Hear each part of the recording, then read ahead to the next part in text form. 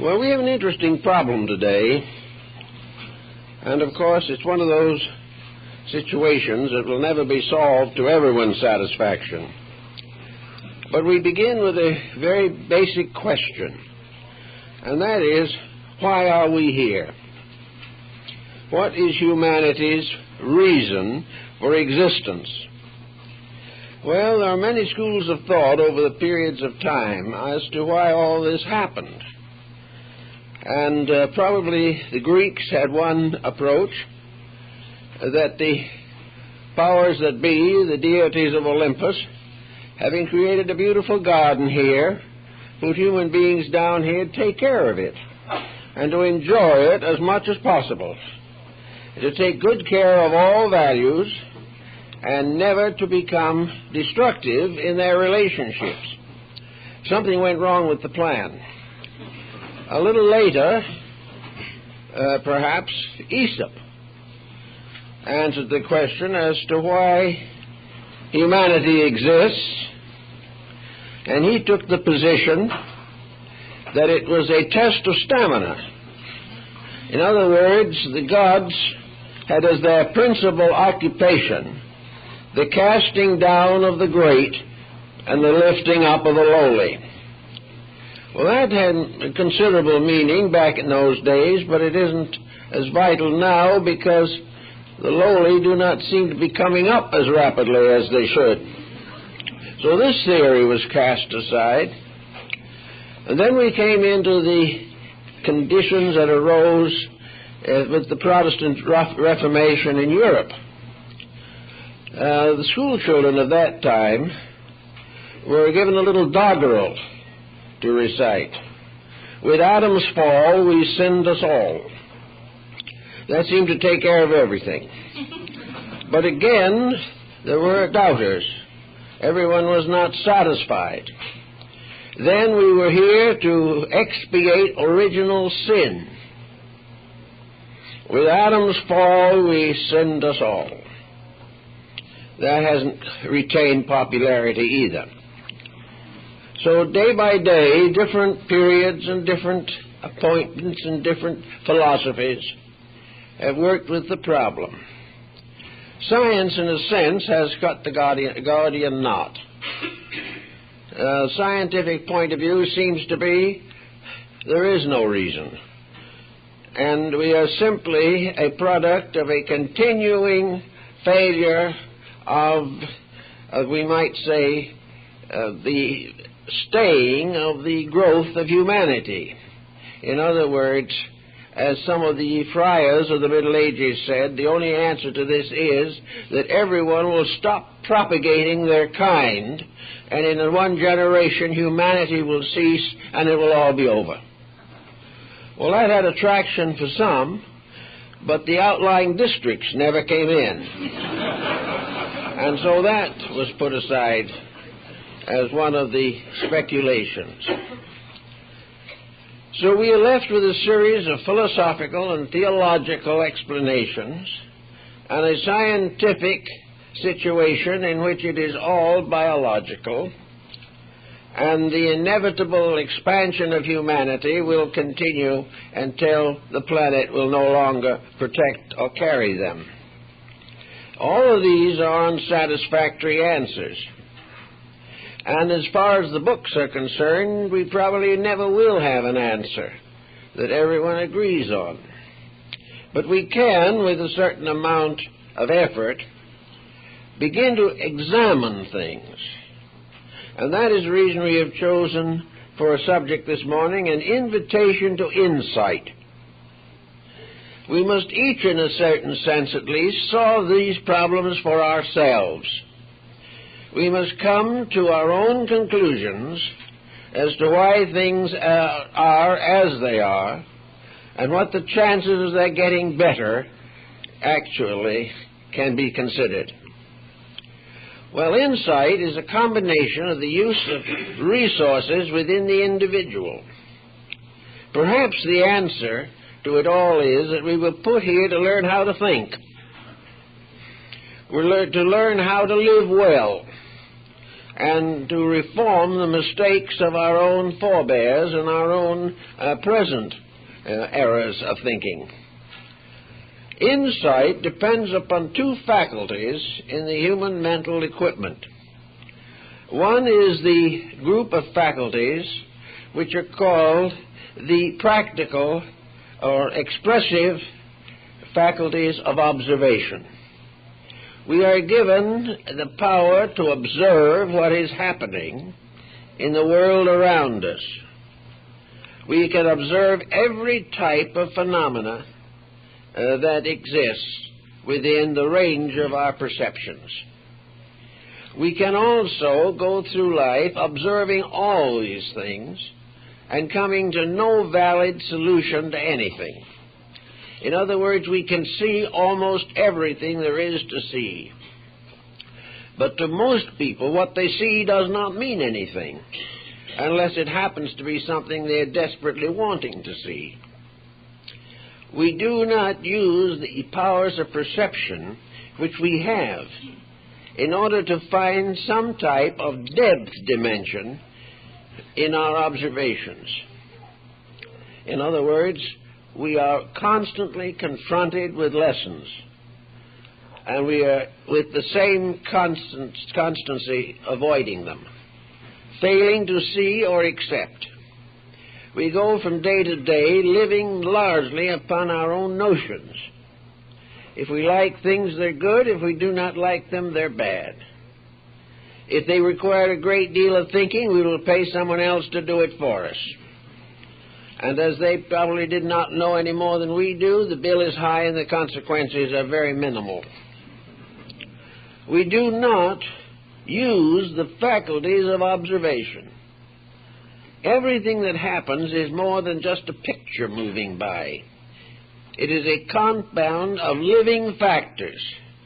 We see the consequences of badly run business organizations and the sign of bankruptcy that appears finally on the door. But this means nothing to us except somebody went bankrupt. It has no bearing upon our lives.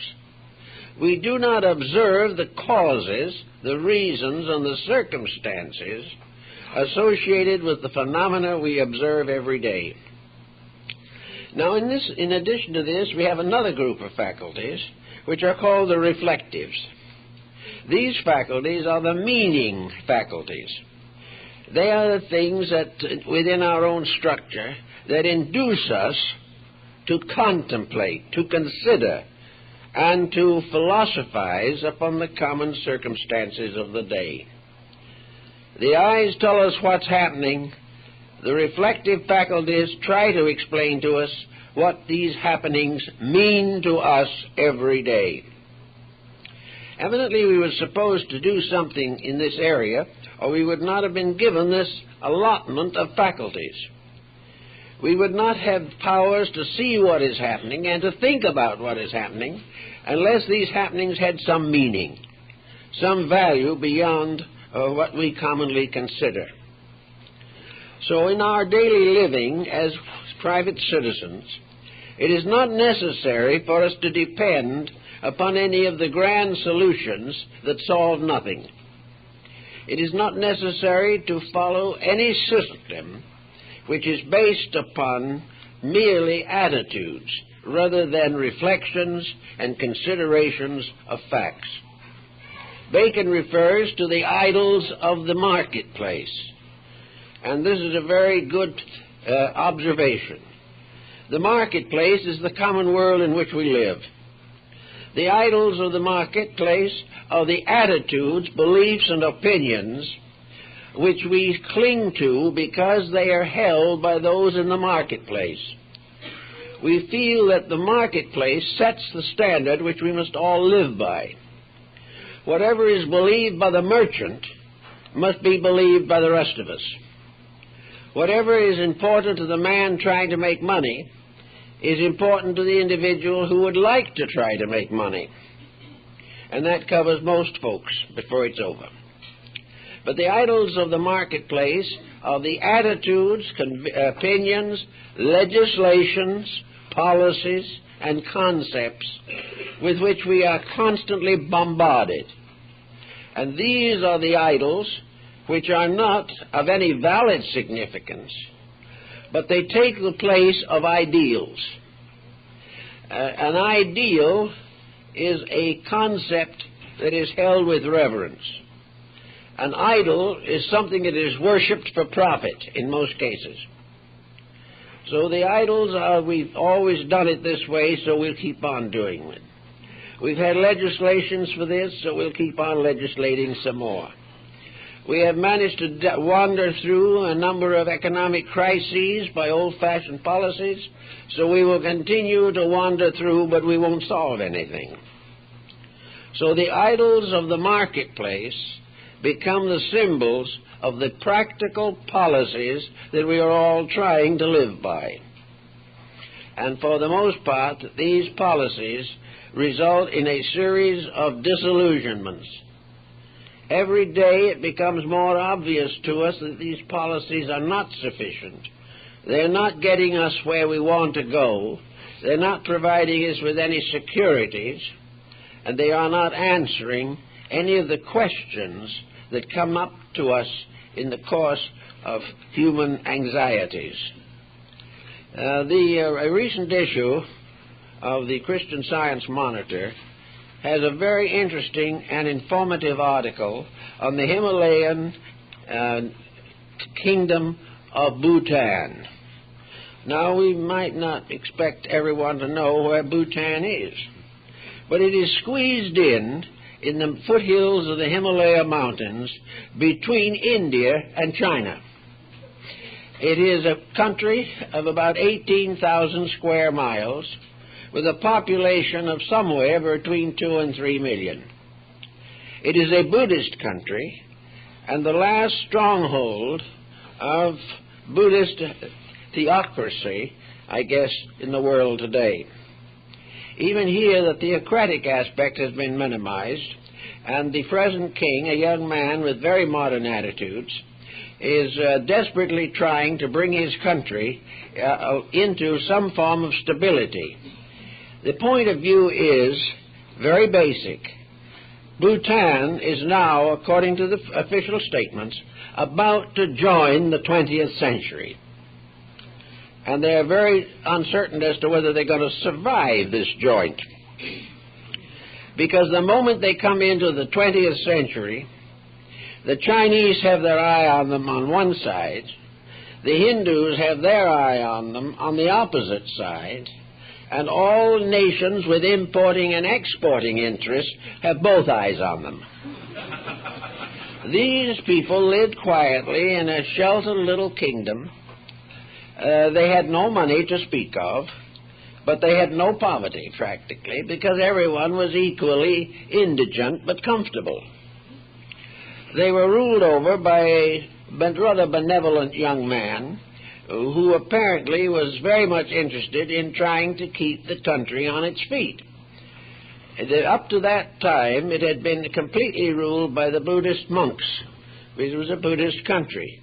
These Buddhist monks still have a very great deal to say about the management of the country, but it is now a sort of a mutual agreement between the religious and secular governments. Bringing this country into the modern world is almost like bringing a newborn babe into modern society. Everyone's very happy at the thought, and with a little more serious thinking, everyone starts to worry. And this is true. To meet this emergency, the Bhutanese people have decided to open the country on the India side and are building roads. They have already received grants from various funds for national improvements and so on, and they are trying desperately to establish an enduring state and hold its independence, although they are reasonably certain they can't do it. But at the same time, they are being led now by a very young but very optimistic fellow who is a graduate of the University of California. And he's gone back to help them plan an agricultural expansion program. So there's movement and anxiety and trouble. And this little independent country is gradually recognizing that it is about on the edge of being swallowed up by something bigger than itself, and against which it will have no protection whatsoever. Now, this type of problem makes us wonder a little bit as to the preciousness of entering the 20th century.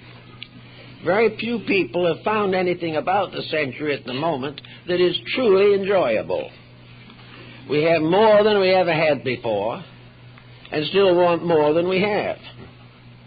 We have bought up and taken over in one way or another many independent states, and very few of them are any better off than they were before. They are becoming industrialized, but this is presenting them with another problem. When everybody produces everything, who buys? When we put all the machinery somewhere else for somebody, and he starts manufacturing the goods, who's going to buy it? Can we buy it simply because we put the machinery in? We're already making more of it ourselves than we know what to do with. So all this progress seems to be under the general heading of Bacon's Idols of the Marketplace. The marketplace is world economics. The marketplace is buy, sell, barter.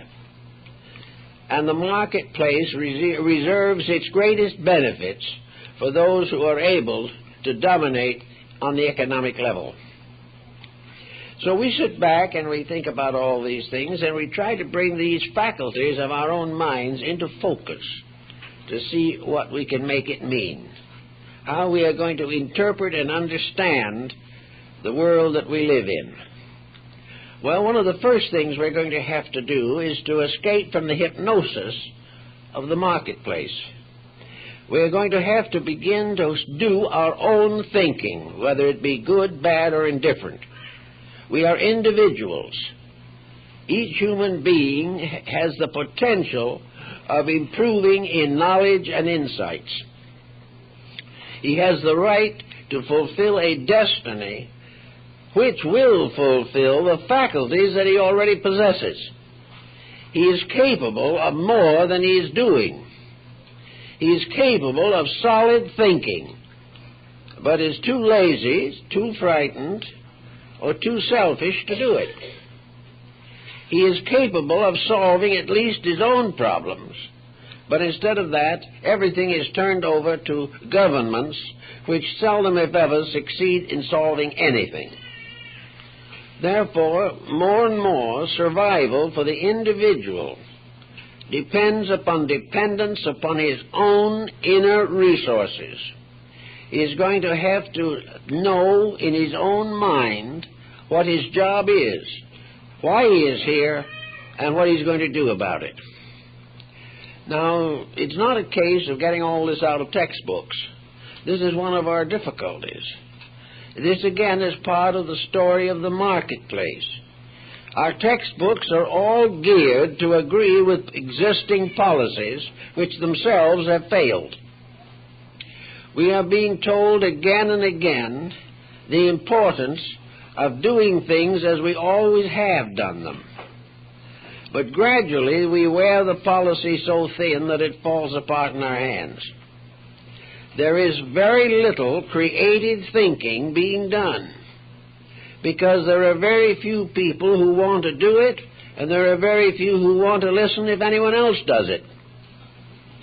So, out of it all, there comes the important problem of taking care of ourselves, not in a selfish sense, not in an egocentric way, but we have been given at birth a body from the infinite.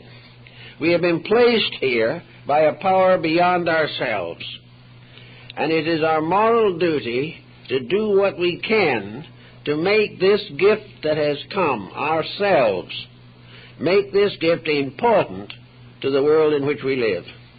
It's not who is going to be the next dictator. It's not the political advancement of the individual that we are primarily considering. The primary consideration is that the individual shall reach a point where he is a normal human being. Now, we have two words that we often use interchangeably, normal and average. Normal to a philosophic thinker is a condition of being correct in the face of nature. A normal person is one who is keeping the rules of the game, the rules that are bigger than himself and bigger than any human being. Average is to try and do it as well as the next fellow does it. And if the next fellow does it badly, that excuses us from doing it the same way. Average is to be like everyone else. Normal is to be according to law, not man-made law, but divine law. Now, what is the normal state of man? The normal state of man is health physically. He has remarkable recuperative powers, and the body has been given all kinds of protections against the common ailments that affect the flesh. To keep the body normal, the individual has to keep the rules of health. He has to be moderate in his appetites. He must be normal in his activities. He must do things in a way that will protect his own well-being. The moment he goes against his own well-being, his normalcy is damaged. And if he damages it sufficiently, he leaves this world before that which would be his expectancy. So in the body we have a problem that no one else really can face for us. Yes, we can go to the doctor and we can get the pills, and the first lot he gives us we are allergic to and have to throw them away, and with them the $22 we paid for them. Then we try another group and something else happens. And health is left to someone who is trying to restore the damage we have committed against ourselves. Instead of trying to get over these ailments, there is a new group rising which has a future, namely the people who believe we should start well and stay that way, and not permit ourselves to dig our graves with our own appetites. So in a way, the body becomes a symbol of the whole economy. In order to keep the body in good condition, we gradually have to recognize that it is an instrument. The body is a vehicle. It is a cart, as the Indians called it. And this cart or vehicle or car, chariot, bicycle, whatever you want to call it, exists because there is something that it is carrying. The body is not here for its own sake alone. It is here to serve as an instrument for something else. And that something else is the dweller in the flesh, as it was called in India. There is something living in this body. This something is a great mystery also. You ask all the different branches of learning what that something is, and most of them will give different answers. But regardless of what we call it, there is something there. And this something uses the body. Now, body is like any other machinery. It's very valuable. It has many uses. And the dweller in the body must maintain this instrument. And he must maintain it by guarding its functions, maintaining its equipment, having proper control of its fuel, doing everything it can to maintain the length and health of that body. There was an article in the paper not long ago about an automobile that had been driven 1 million miles and was still going. Well, somebody or some bodies took pretty good care of that car, or it wouldn't be here after 1 million miles. There are also individuals who, for no reason that we can specifically point out, intentionally or unintentionally did something right, and they are also getting along in one way or another. But the majority of human beings, for one reason or another, are ignoring the rules of the game. They do not play life as a serious matter. And at the same time, if they try to make a comedy out of it, they are unfunny for the most part. So we have the body and the party or person or being in the body. Now, the being in the body has to take care of the body, just as we would have to take care of a trained animal or a pet or a very small child. We have to take care of it.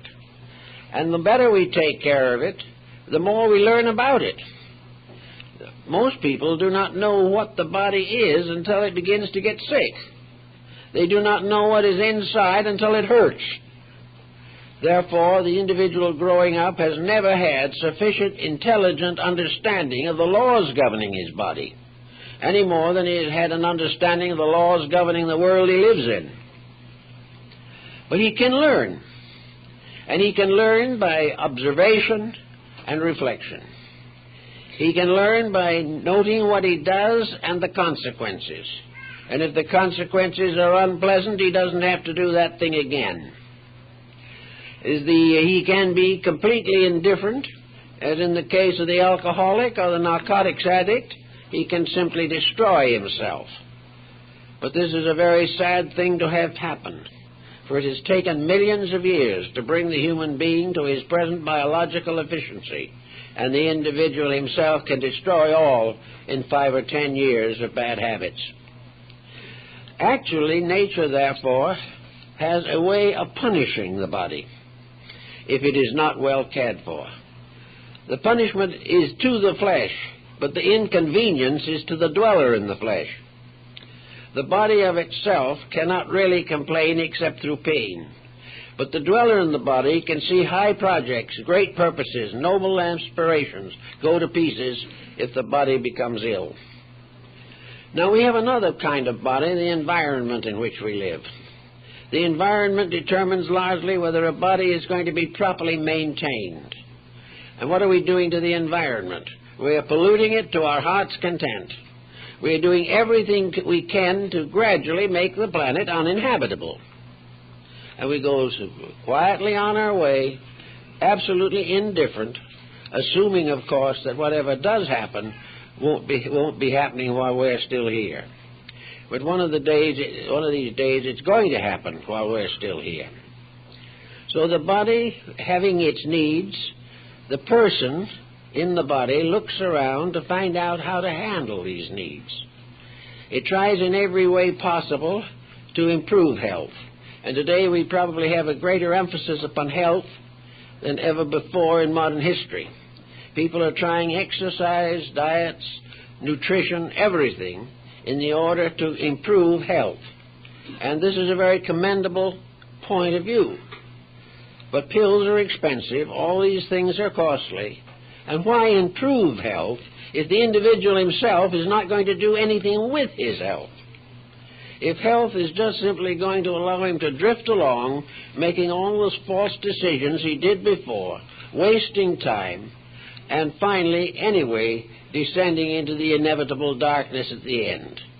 If health is worthwhile, it's because it helps people to do things that are important in themselves. A life of significant activity.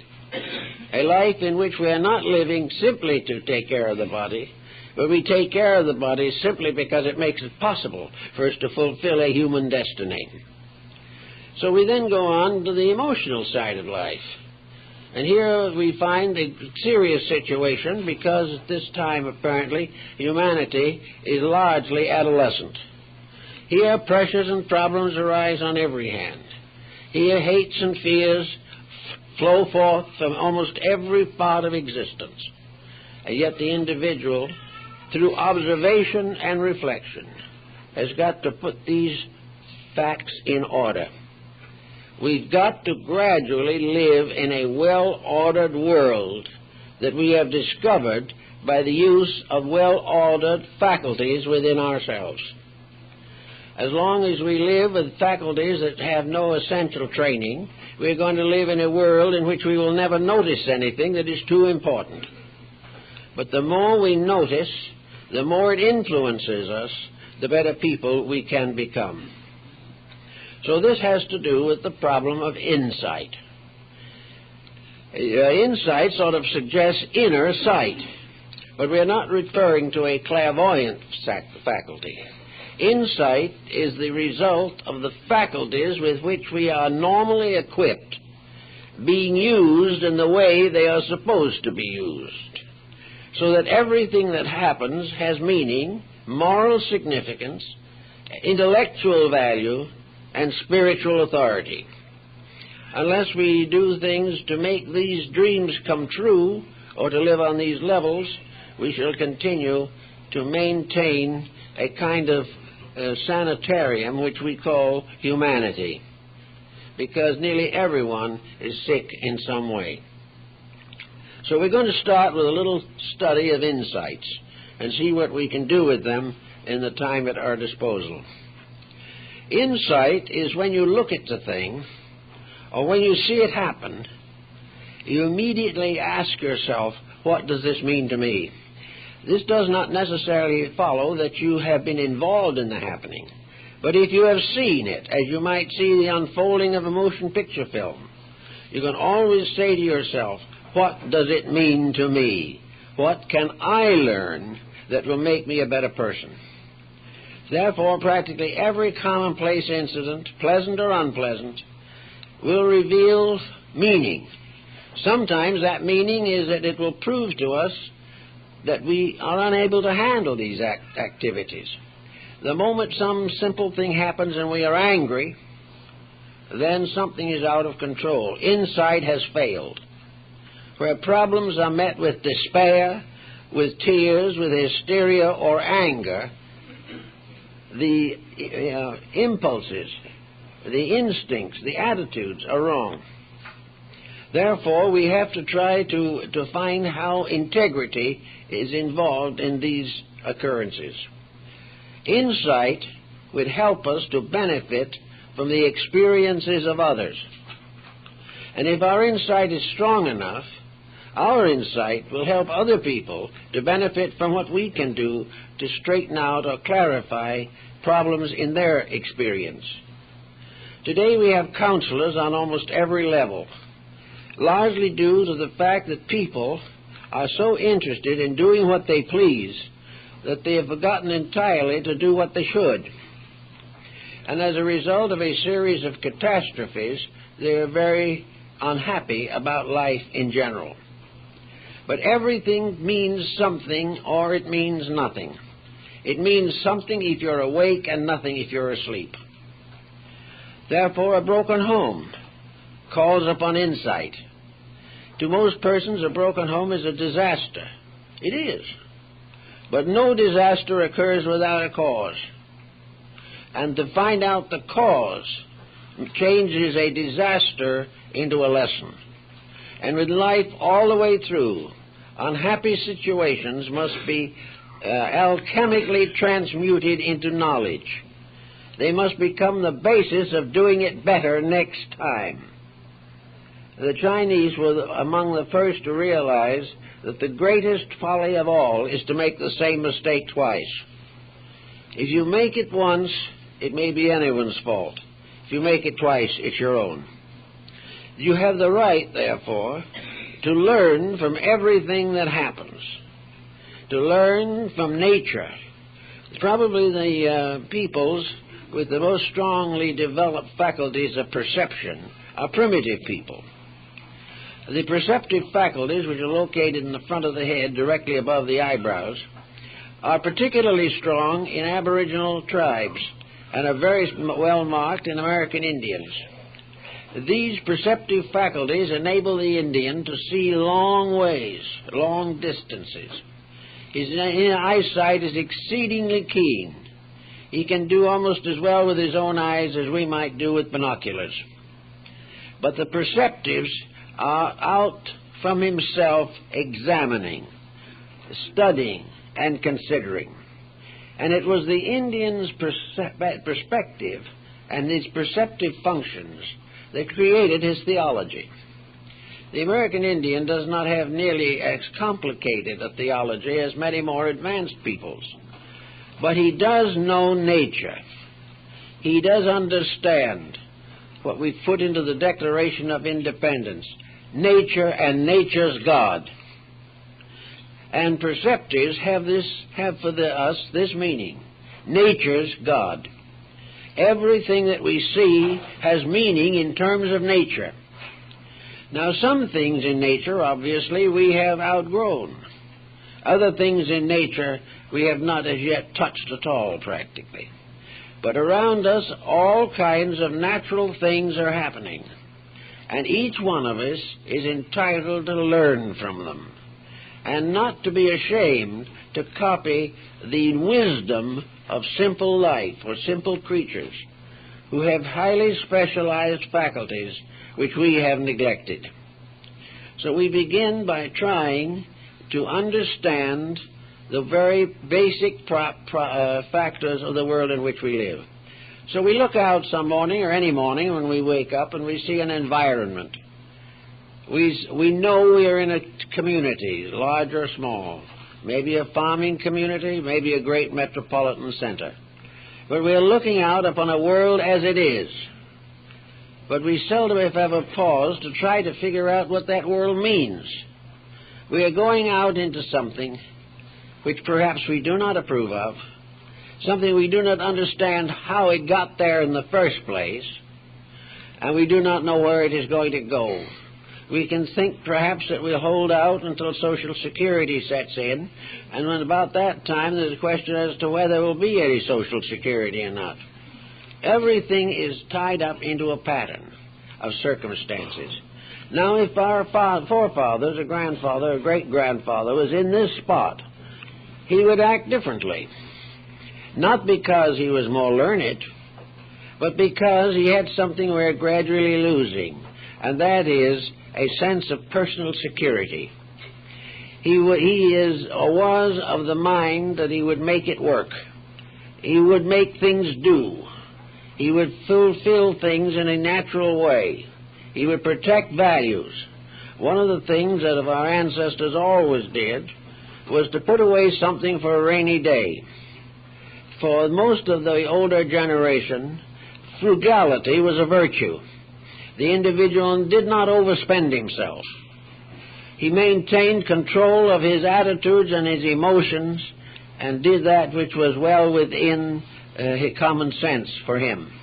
He would not live beyond his means. He would not spend everything he had on things he really didn't want. He would not be lifted and moved and twisted and turned by the fashions and avarices of his time.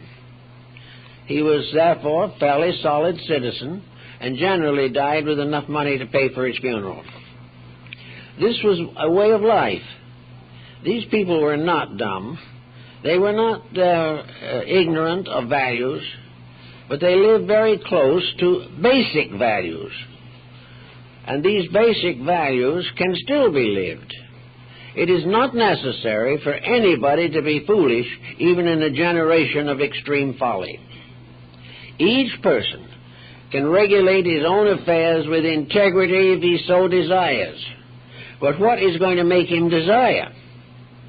Well, he is going to find out by his observations and his reflections the rewards for the various paths that he might take. He is going to know what the probabilities are of any act that he commits. He is going to look around him and see bankruptcies due to extravagance. He is going to see people sick because of bad habits.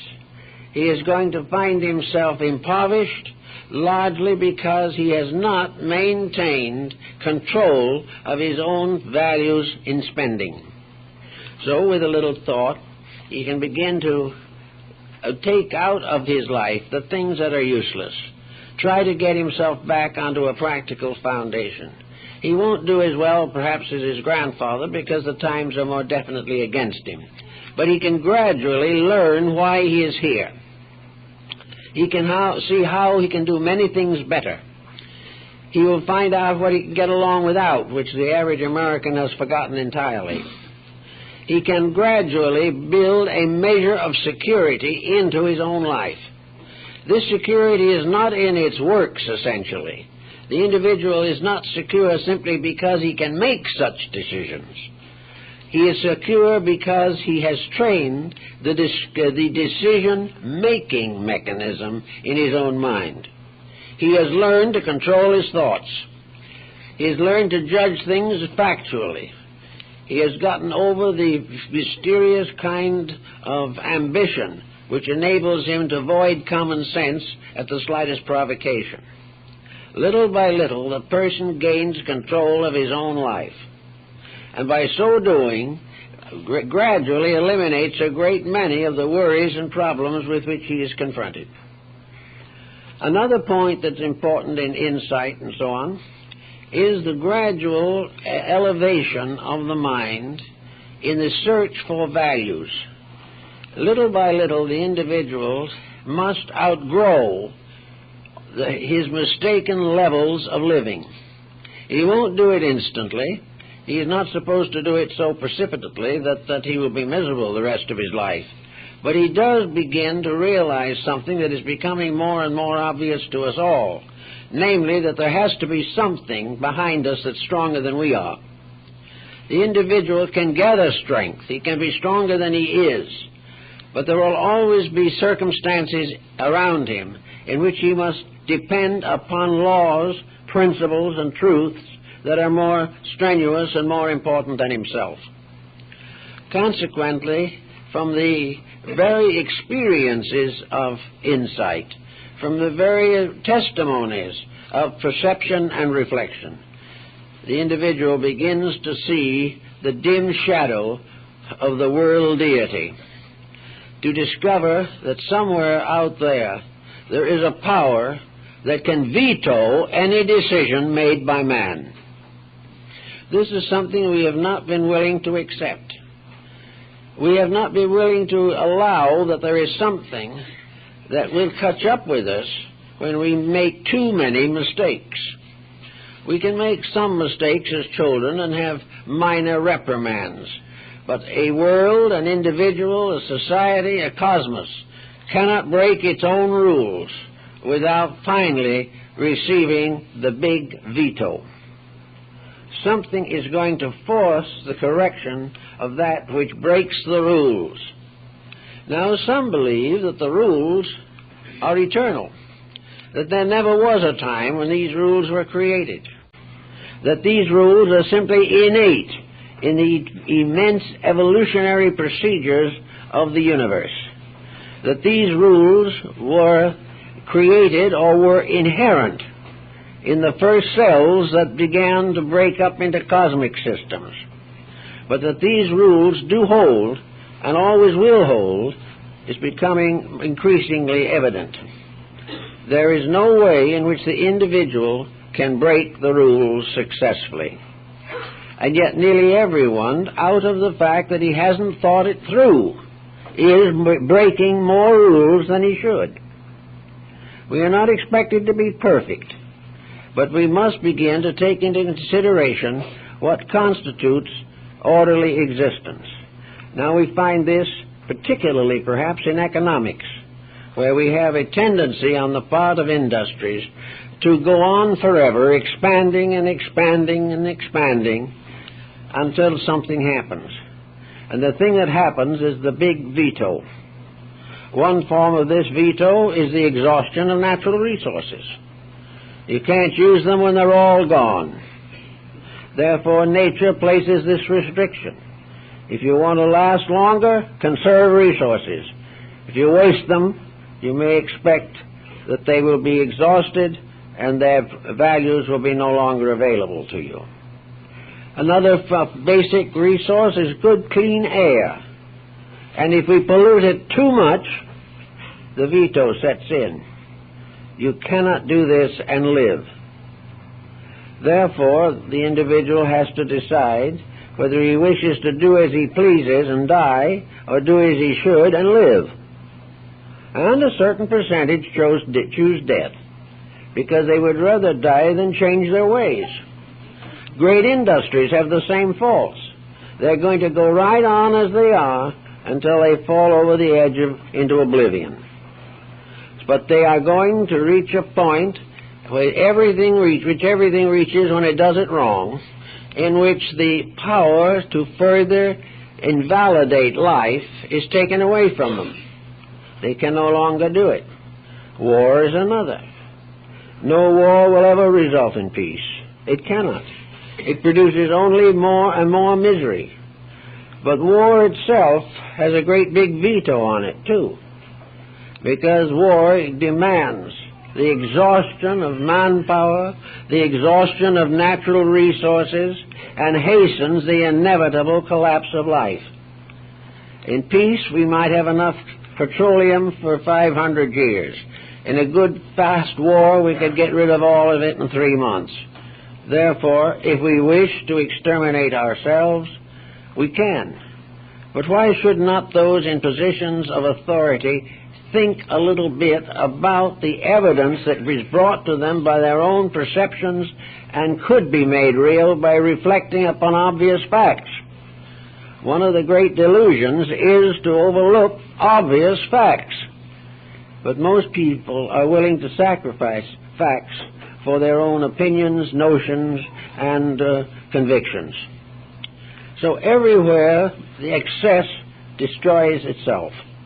Everywhere the individual who has too much simply becomes a wastrel. A man earning a moderate salary and taking care of his family moderately can get along for a long time, perhaps. But if he is extravagant, wastes money, and overtaxes his abilities, the family can collapse in a few years. Everywhere wisdom gives permanence. Ignorance and stupidity destroy permanence. These are all facts. You can stand on any street corner and see various manifestations of them. But most of all, you realize that in all these areas, individuals, human beings, are failing to use the equipment that was given to them to help them to survive. Nature must have had a point in mind, and that point was that the human mind and its accessories were supposed to give the individual the skill to create a noble destiny for himself. He has the right. He has the power. But one by one, he has sacrificed his rights, and again he has compromised his powers. In order to get ends that are not important, he has sold his own birthright. He has sacrificed his principles for profit, either for himself or for those who employ him. He has lost sight of the fact that this world was not created as an industrial economic system. It was created as an area in which living things could grow, fulfill themselves, in which human beings could develop the potentials that are in them, potentials of incredible beauty and integrity. And we have some way kind of forgotten the whole thing. We are perfectly willing to let it drift along in this way. Now, we can't break all of the rules. We can't get away from all the pressures that afflict us. But we can make a start. We can choose what we want to do in life. We can pick a career that is suitable to us. We can say to ourselves, I want to do something that will pay me $12,000, $15,000 a year. But of course, I probably would prefer to do something I do not want to do, but which will pay me $50,000 a year. So we do what we do not want to do for $50,000. As a result, the individual is nervous, sick, unadjusted, is in danger of a broken home, develops extravagant families and spendthrift children, and out of trying to build a life upon income alone, comes to grief. Because, again, the veto is there. Anyone who worships the golden calf is going to perish with it. So the individual who makes a decision to elevate material gain over mental and emotional growth will ultimately come into trouble. And when he gets into this trouble, he swings in all directions trying to find a way out. But he cannot find the way out as long as he wants to cling to the things that cause the trouble. So many people can choose more wisely the things they want to do. And, strangely enough, as you may have noticed, it is that the decision is not as serious as you may think, because the thing you thought you wanted to do that would give you the big salary may be bankrupt in 5 years, whereas a steady, sincere occupation, particularly if it has social significance, may go on from one generation to another without end. Everything that is inflated deflates. But the long problem involving the continuing needs of humanity, this type of thing will go on. But that which caters only to the wants of humanity is in very fragile condition. Education, then, should largely emphasize the importance of the individual being himself, not in the egotistic sense, but in the sense of the varied potential within his own nature. He was put here with a job, and fortunate is the person who finds what his job really is. But he can, if he has integrities, work out some of these things, and moderation helps. And moderation is something that generally comes as a realization of the failure of excess. Moderation is something learned painfully, but it does not need to be learned that way. Moderation is to take what you can do well and can do it throughout a lifetime without undermining health or losing the friendship of your friends, breaking up your relative patterns or your children. All these things can be worked out because we were given the instruments to solve the problem.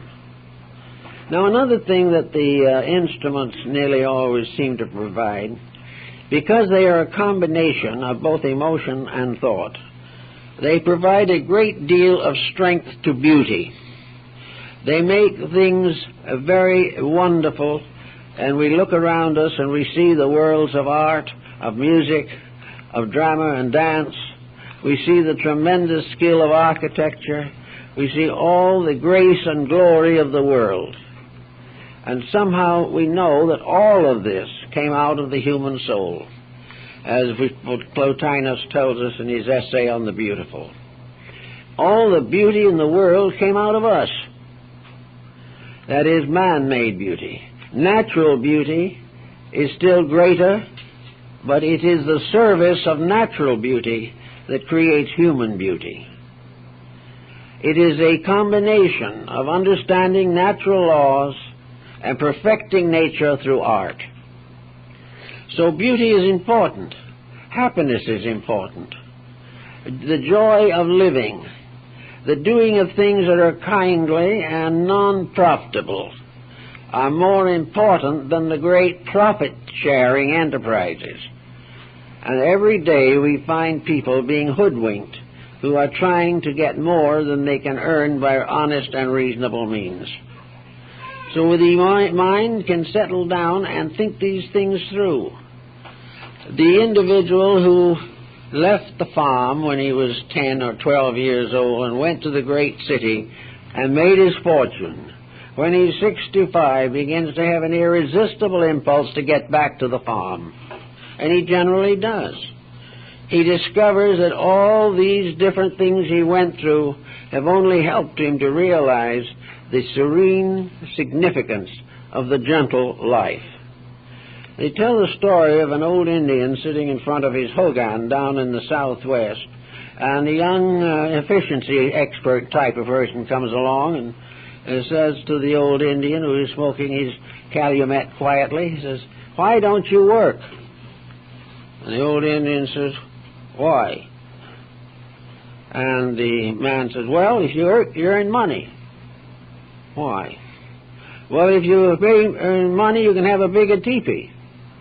"Why?" "And when you retire, you can have money to rest on. You don't have to work in the later years of life. You can live in leisure." And he looked at him and says, "Me no work. Me live in leisure now."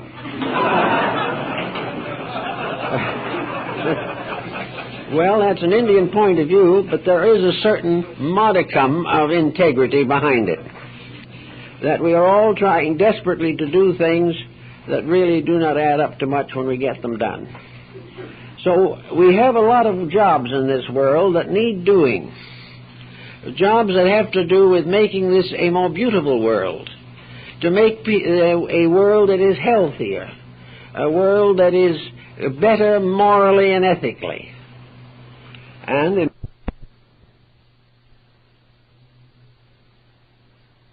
observe and reflect. We have to decide what we can do and stay within the reasons of the probable. Now, one of the things we should not do, but which we nearly always have a wild intent to do, and that is we should not try to change other people by telling them what to do.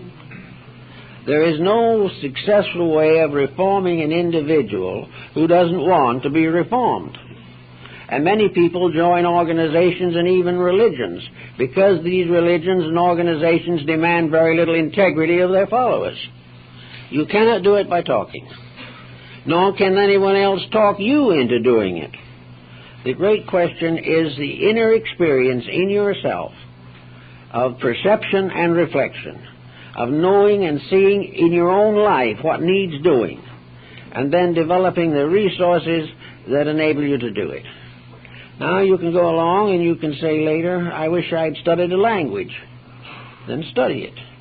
I wish I could get some kind of work in which I could continue at least part-time development of my artistic instincts.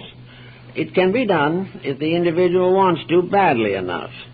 In every case, it is the willpower taking over to accomplish what the mind and the emotions tell us is best for us. Now, with that combination, you cannot beat.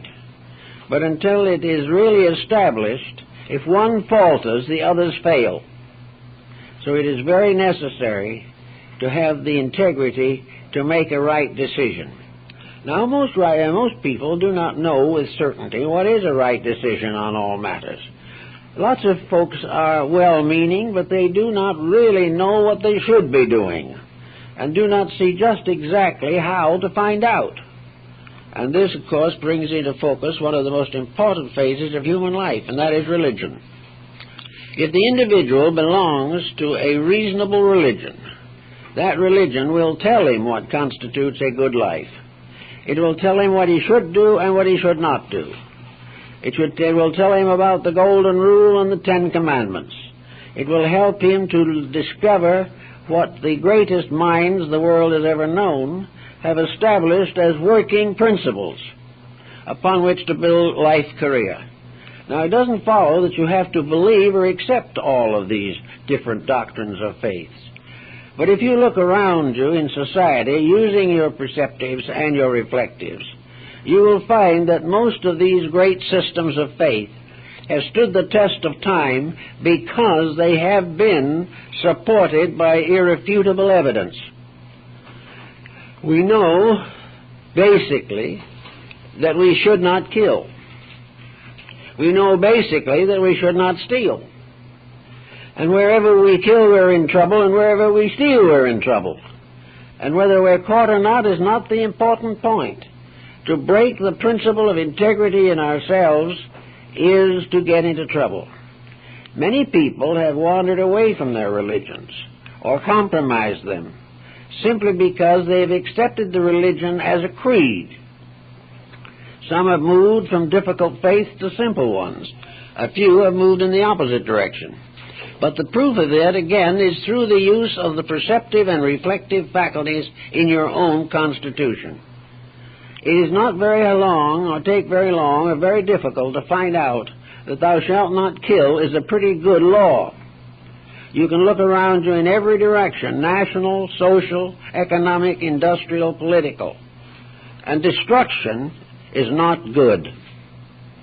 And the power that destroys ultimately destroys itself. So these principles can be supported not by the dogmas of a religion, but by the very faculties that man possesses within himself. He can see these things. And if he cannot see them, it is simply because he hasn't looked for them, or because he had some attitude in himself and closed his eyes when they came along. These laws and rules are obvious. and we cannot escape their inevitability. We cannot escape the importance and ability to face practically all the rules of life. Perhaps first and most of all, that we have to have an enduring faith in some great power, the power that created these things. And if you open your eyes and listen and think, you will see that the universe in which we live was not created by a fumbler. It was not created without understanding, insight, and consciousness superior to anything that we know. So whatever it was that created it and created us, it's a good idea to obey its rules, to try if possible to glorify rather than desecrate that which has been given to us. So religion can help us to put a foundation under things. But most of all, it helps us to tell what direction to look in order to find the rules working. Through the rules that are working, we can see in history, in science, in theology, politics, education, in industry. In all of these systems, the rule breakers are always in trouble. And no matter how glorious and wonderful and spectacular an area is, in the long run it crumbles and leaves everybody worse off.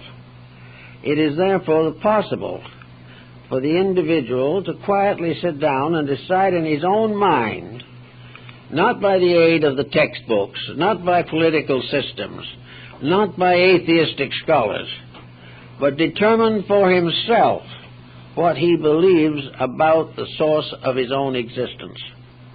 Because it's his own existence he's thinking about. It's the source of this that is of the most immediate concern to himself. Can he understand the reason for his own being? What is he? Why is he? How is he?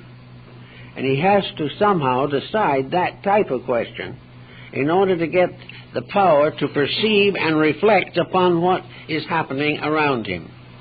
Once he gets his rules straight and uses his faculties to observe their function in society, he is on comparatively safe ground. Many people make misstatements, but nature makes few mistakes. And whatever nature ordains, that is correct. And whatever man discovers to be the laws governing natural procedure, those laws are the safest things to stay with that we know. And it is important to keep them, and keep them every day of our lives, so that we really will do probably what we're supposed to do. We're not supposed to sit here planted on benches and chairs the rest of our existence. We are not supposed to live until we die, and then somebody else takes over. We are much more important than this, without being egocentrically important. We are growing things, revealing and releasing a power of the divine through ourselves. We are trying desperately to be the good children of the eternal plan. We want to know something about the divinity that dwells within us.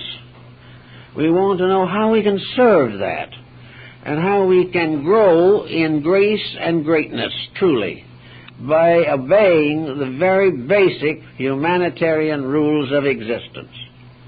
And somehow out of it all, we know the answer lies that there will be no solution to this until we really experience the oneness of all religious beliefs and the brotherhood of all peoples, of all races, all nations, and all persuasions. The unified world can endure. The divided world will perish. We have already divided it and subdivided it time and time again.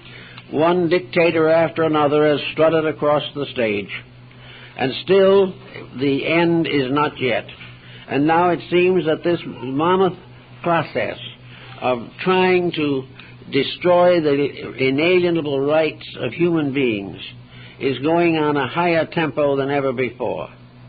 But actually, all of it depends upon a kind of subtle acceptance.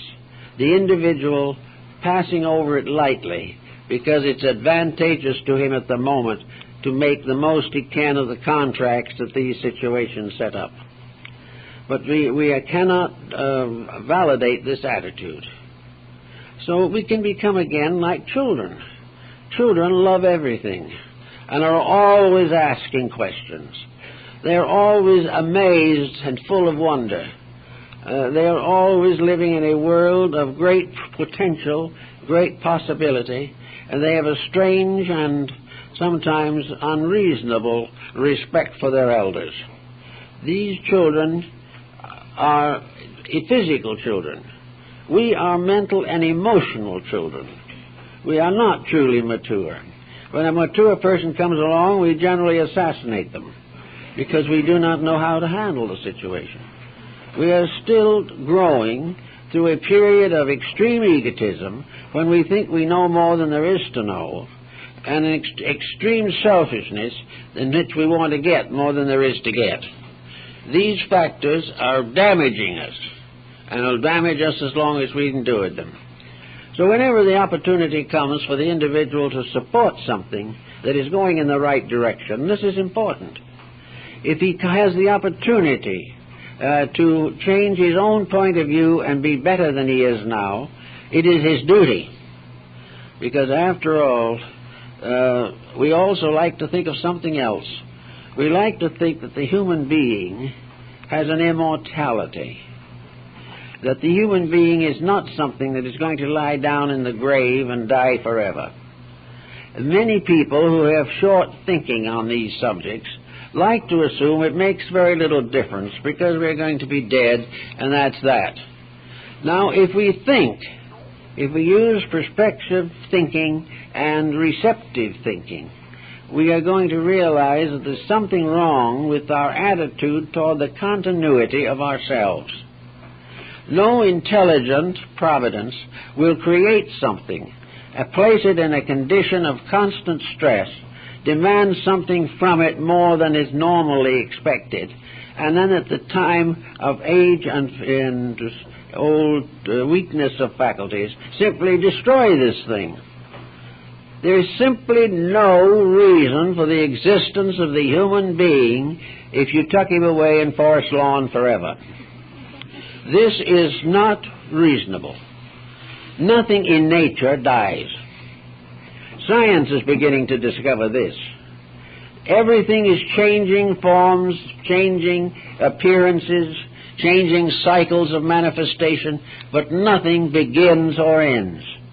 Space does not begin or end. Time does not. Life does not. There is an infinite manifestation of life. Life going on forever. Life vital today as on creation's primal morn. Therefore, the individual looking around and trying to explain himself comes finally to the realization that any explanation of himself which ends with his own physical decrepitude frustrates the whole purpose of his existence. If he reflects upon his own mortality, he will lose his own humanity. They cannot dwell together. At the moment we deny the immortality of the human soul, we deny God's creative power. We also deny the reason for anything. Now, if we deny the reason for anything, and it was a pleasant situation, we might even exonerate that. If things here were wonderful and happy, we might say, well, I'm satisfied, I've had my span.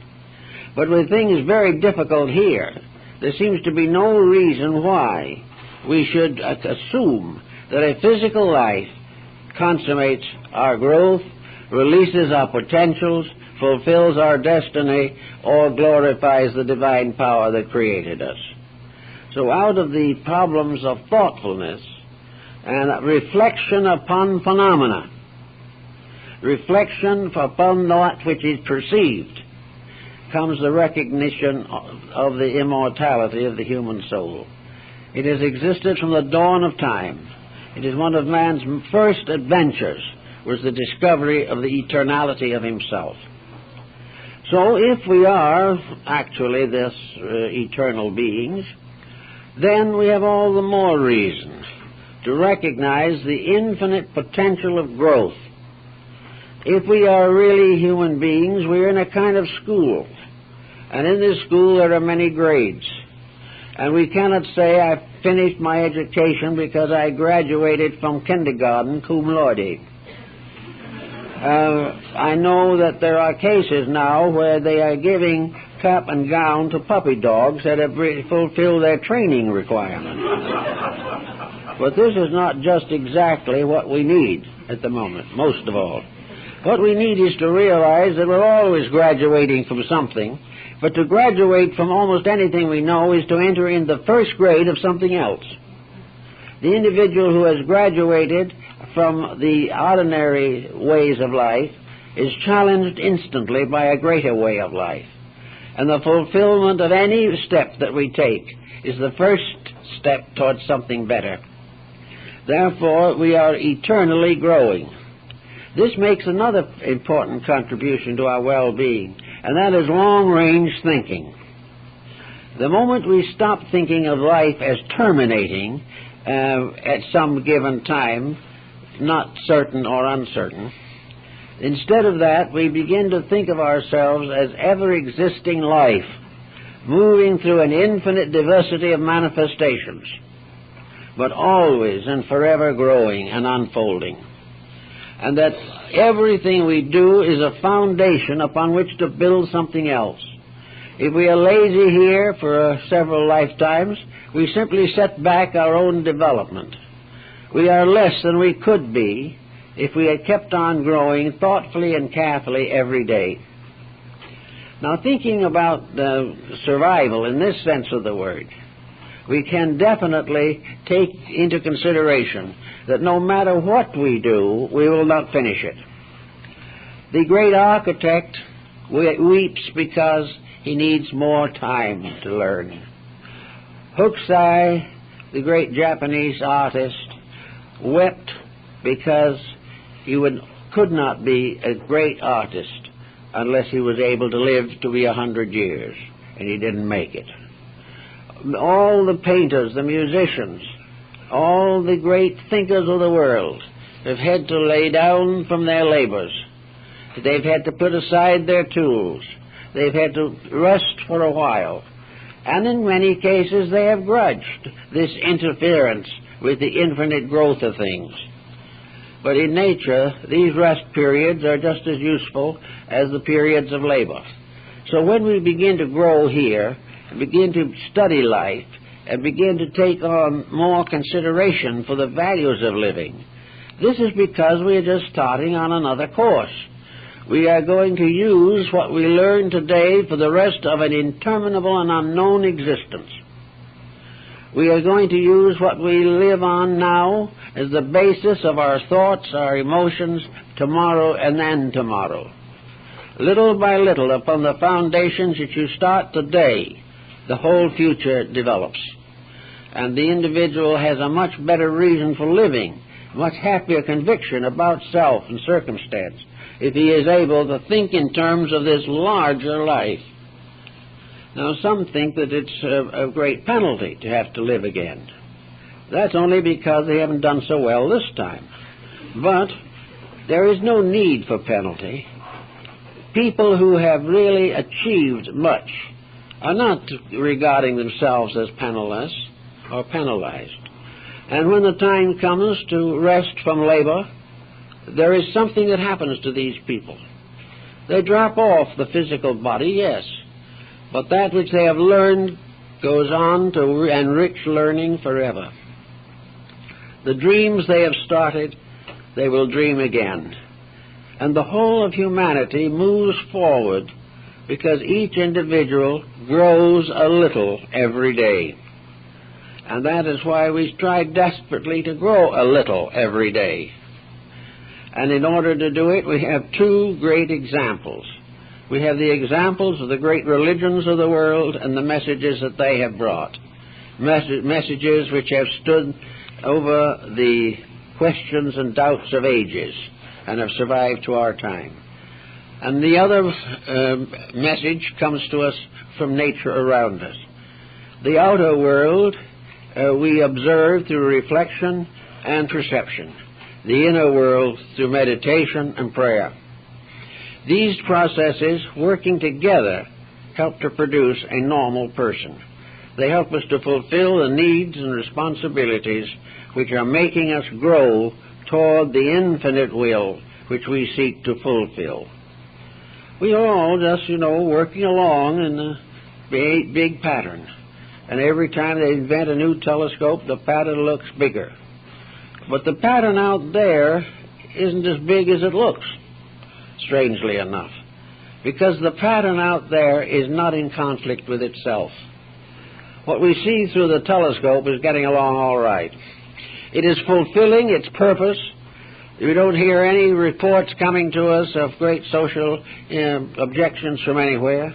There is no evidence that the universe is mad at itself or anything of that nature. It is fulfilling. It is going on. And therefore, the whole story of nature, whether it be in mathematics or physics or biology, the whole story is one of law forever fulfilling itself. And therefore, and essentially, it's very simple. It is simply truth expressing itself in its own way. Man, however, is a little more complicated. He doesn't see these things. He doesn't see this clear flow of realities through the environment in which he lives. They're there, but he doesn't see them. And he cannot force other people to see them. But he can begin to discover for himself his own place in everlastingness. The Egyptians referred to this condition beyond what we know as everlastingness, that which goes on and on and on. And while most of us live here in time, we were created originally to be fulfilled in everlastingness.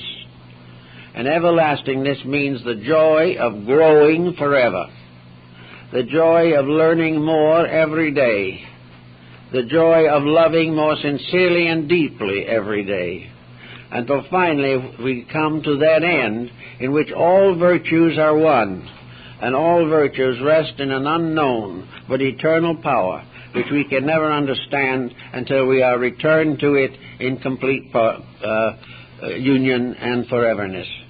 But we all have an opportunity just every day to learn a new lesson.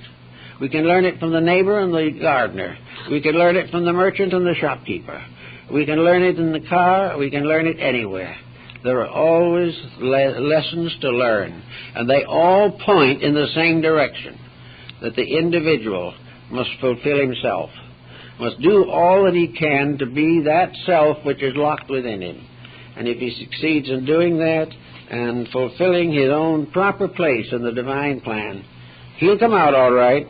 He may have a few bumps and a few scars before he gets there, but he will realize that he is the master of his own destiny. He is the captain of his own soul, and it is up to him to start to steer this vessel of himself toward the ultimate harbor which we are all seeking to find. If we do these things thoughtfully and wisely and lovingly, we'll get along all right.